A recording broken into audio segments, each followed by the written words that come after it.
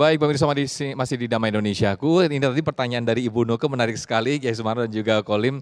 Ini boleh nggak sih ketika istri membuka handphone suami dan juga tadi mengontrol handphone terhadap anak dan juga cucu ya Bu Nuke ya. Kiai Sumarno dulu mungkin bisa dijawab silakan. Ada dua, pertama masalah HP ketika digunakan oleh anak, apa kewajiban orang tua? Ketika anak itu masih di bawah umur, mereka belum masuk waktu tabalik, masih sobi, ada tingkatan, ada sobi tamyiz, nanti baru dia jadi balik. Ya, ini anak ketika sobi dan tamyiz, ini anak dalam kondisi rentang. Ya. Sobi apa? Anak-anak. Ya, kemudian dia tamyiz, ini anak baru mulai gede-gede dikit. Ya, baru tuh anak baru masuk TK. Itu namanya udah tamyiz, udah bisa disuruh belanja, kenal duit. Ya.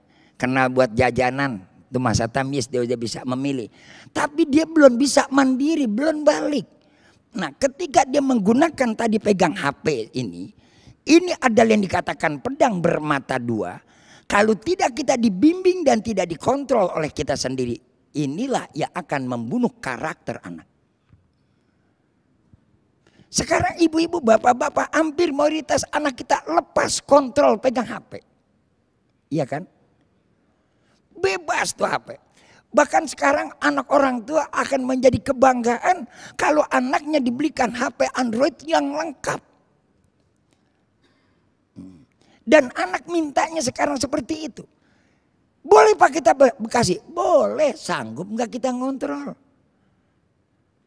Kalau sampai nanti itu anak akibat dari HP yang ia tonton, yang ia pegang, yang ia lihat, terjadi sesuatu terhadap dirinya, yang berdosa bukan HP-nya, tapi siapa? Orang tuanya.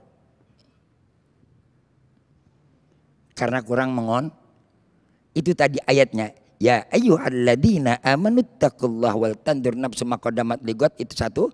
Sulirat tadi masang silam, disuruh bertakwa kita kepada Allah.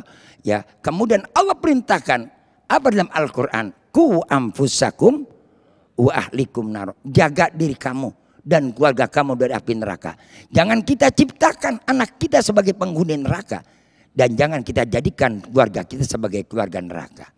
Keluarga yang jadi neraka, keluarga yang bagaimana? Keluarga yang harus terbuka, jangan tertutup. Kenapa sih ibu-ibu pada buka HP lakinya penasaran? Karena bapak suka ngumpetin. Tuh. Buat sebenarnya etika kagak boleh ibu ngebuka HP nih punya laki. Sama juga ibu ngebuka dompet suami. Sebab apa yang punya suami secara etika, kalau tanpa izin ibu mencuri. Walaupun uang ibu di dompet itu ada punya ibu. Uang suami adalah uangnya istri, uangnya anak.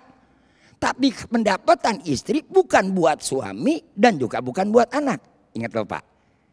Bapak yang ada di sini dan ada di rumah, hasil Bapak untuk istri dan juga anak. Tapi hasilnya ibu bukan buat suami dan bukan buat anak. Nah, enak kan Bu? Nah, demen kalau yang begini dia. Okay. Tapi sadar ibu, walaupun di situ ada hak ibu, ada punya ibu, selagi bapak masih ada, secara etika adab yang harus ibu hargai dan ibu hormati, jangan mengambil, jangan membuka sesuatu tanpa izin suami, tanpa ridho suami. Ingat, kunci surganya seorang wanita tergantung ridho suami. Masya Allah. Baik, Kokoli mungkin bisa ada tambahan sedikit tentang gadget yang tanpa kita melihat suami melihat handphonenya istri, begitu juga sebaliknya. Baik, Cak Sofyan. Pertama, gadget tadi sudah dijelaskan oleh Kiai kita, Kiai Sumarno yang begitu jelas ya. Yang jelas ayah bunda, ketika gadget diberikan kepada anak-anak, ingat firman Allah ya bunda ya, di dalam surah An-Nisa ayat 5. Tadi sudah dibaca tuh sama qori kita di awal tadi. Wala tusufaha amwalakumul lati ja'alallahu lakum qiyama warzuquhum fiha waqsuhum wa qulu lahum qaulan ma'rufa. Pertama ayah bunda, di sini Allah larang jangan kau berikan hartamu kepada orang yang belum sempurna akalnya. Harta yang mana? Harta pokok. ya kan? Tetapi berilah mereka nafkah, berilah mereka pakaian, dan ucapkanlah ada perkataan yang baik, ucap-ucap yang baik. Ayah bunda, perlu kita kaji nih ayah bunda. Ini surah An-Nisa firman-Nya Allah ayat 5 ini, pertama ada kalimat sufaha ya. Yang kedua ada amwal, harta. Yang kedua ada harta kiamat. Pertama sufaha, orang yang belum sempurna akalnya. Ayah bunda, menurut sebagian ulama, termasuk ulamanya Imam Al-Marwardi ya, mengutip pendapatnya Sa'id bin Zubair dan Al-Hasan, bahwa dikatakan sufaha ini yang belum sempurna akal ini adalah anak-anak. Anak-anak nih bunda. Kenapa? Akal mereka belum sempurna. Nah, koko mau tanya, yang kedua ada harta, amwal, yang kedua kiamat, harta pokok, penyokong kehidupan kita. Koko mau tanya ayah bunda ya, jawab dengan jujur ya, jangan ada dusta di antara kita. Handphone itu termasuk harta bukan? Harta bu ya, dan dia termasuk harta penyokong kehidupan kita. Itu harta pokok itu. Bahkan orang sekarang ayah bunda mencari nafkah tidak luput dari handphone. Begitu pentingnya handphone sampai kita dengar ada seorang ayah mencuri handphone demi anaknya bisa sekolah online. Karena ini pokok ya ayah bunda ya. Nah ayah bunda artinya haram memberikan harta pendukung ini, harta pokok ini kepada orang yang belum sempurna akalnya. Kenapa? Karena anak-anak dia belum bisa mencari nafkah. Lalu yang kedua bunda, ketika kita menggunakan handphone ini nih Pak, mohon maaf, banyak gara-gara gadget ini, handphone ini, rumah tangga jadi berantakan. Banyak rumah tangga yang salah paham, bertengkar gara-gara ini nih handphone, dia jadi mudarat. Makanya tadi pertama sudah kita sampaikan, ketika menggunakan handphone harus pakai ilmu, kedua adalah takwa, yang ketiga jaga hati. Itu penting tuh ayah bunda, jaga hati. Makanya kenapa di dalam Al-Quran itu surah Al-Had ayat 46 Allah jelaskan, fa innaha la ta'mal absaru walakin ta'mal qulubul lati fi sudur. Sesungguhnya yang penyebab itu bukan mata kita yang buta, tetapi hati kita yang buta, ya, yang ada di dalam dada. Makanya ketika menggunakan handphone jaga hati.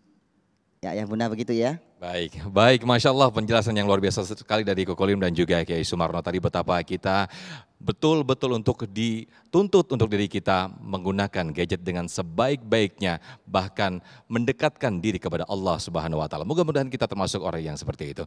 Dan akhirnya kita harus menutup acara Damai Indonesiaku ini, pemirsa, nanti insya Allah akan ditutup oleh Kiai Sumarno dengan doa. Saya Muhammad Sofyan mewakili kru yang bertugas mengucapkan wassalamualaikum warahmatullahi wabarakatuh. Astagfirullahaladzim, falakal hamdi ya ma'bud. Allahumma salli wa sallim ala sayyidina Muhammad wa ala alihi wa sahbihi wa sallim tasliman kathira. Alhamdulillah wassalatu wassalamu ala rasulillah. Allahumma bihaqi kitabikal mubin wa bihaqi man arsala rahmatan lil alamin. Iftah lana futuhal arifin wa sabitna ala ta'atika wal yakin wa ja'ana ya Allah min ibadika salihin. Nas'aluka al-huda wa tuqa wal afafa wal gina.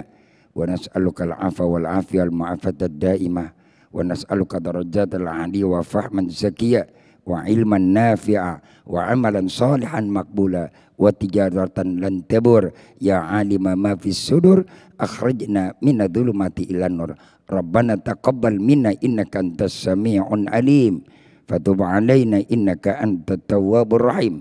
Rabbana arinal haqqa haqqa warzuqna tibaa wa arinal batila batila warzuqna istinaba. Rabbana atina fid dunya hasanah wa fil akhirati hasanah wa qina adzabannar. Wa sallallahu ala sayyidina Muhammadin khairal ajmain. Subhana rabbika rabbil izzati amma yasifun. Wassalamun alal mursalin walhamdulillahi rabbil alamin. Assalamualaikum warahmatullahi wabarakatuh.